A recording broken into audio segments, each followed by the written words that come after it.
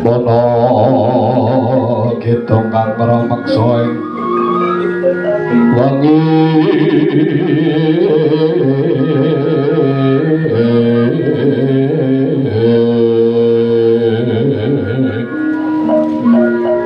tegak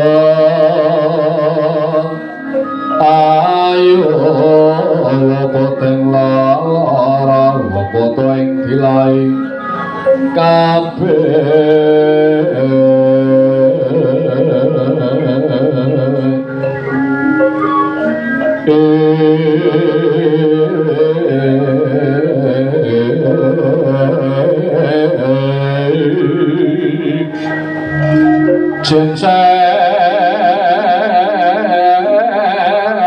setan datang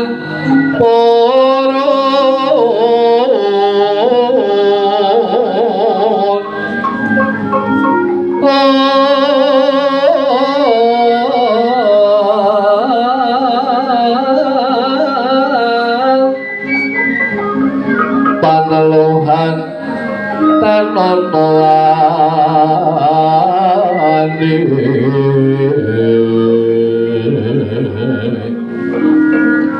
merah panggawe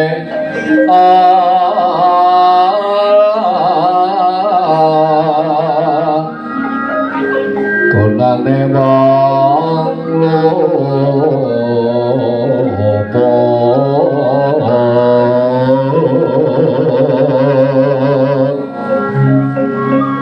kene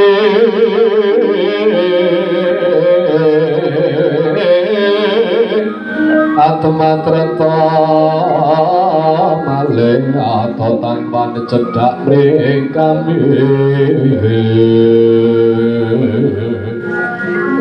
tojo kono tantuma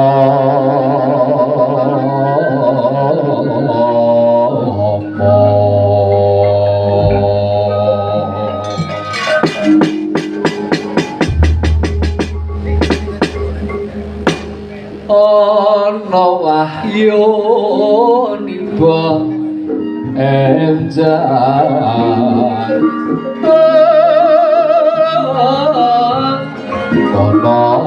dewa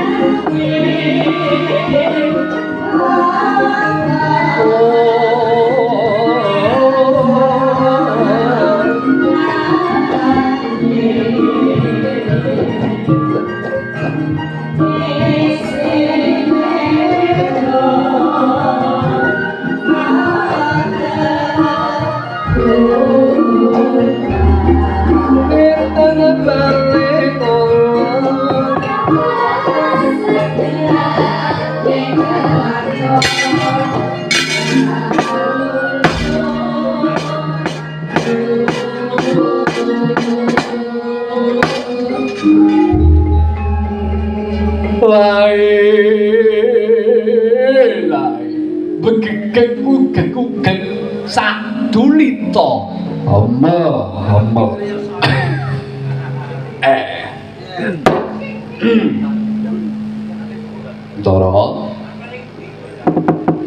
Ndara biasa ngapunten Den konun sewune jenengan niku mripate kok ora diabang niki kenapa mripate ra diabang kaya mbrambangi napa jenengan niku sing nandhang Sungkawa Den sederengipun jenengan niku mbabar pangandikan kula Semar ngaturaken bekti katur sarawahipun Ndara kula Ndara abiyasa Kakang Semar ya tatombo Kakang pangestuku ganti sira tampanono Kakang Semar nggih sampun kula pundi antatosaken cahya nur cahya dang dang dang ding ding dang ding